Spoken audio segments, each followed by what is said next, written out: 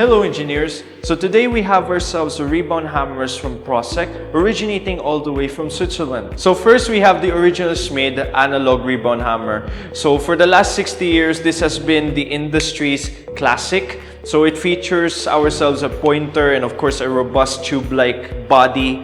And then we have also the gauge or the limit for the rebound value. If you want a rebound hammer that is fully mechanical, wala kang takot na malulobat siya or magkakaroon siya ng issues digitally. So ito yung mas preferred ng ating mga engineers. So next up, we have ourselves the Silver Schmid rebound hammer. So this is the fully digital rebound hammer by Prosec.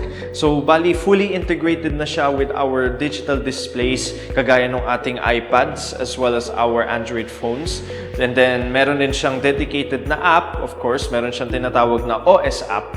And within that OS app, pwede nating ma-review, pwede natin ma-transfer, and then pwede natin ma-compile or maayos yung ating mga set of datas na makukuha. So this is the body. So it's a lightweight body, and then we also have the classic pointer pa rin. And then of course yung mga parts niya sa loob that is also identical to the mechanical. But this time, it is now supported by digital UI. So bali pwede na natin siya makontrol here. So every punch that we make, may lalabas siyang set of data here.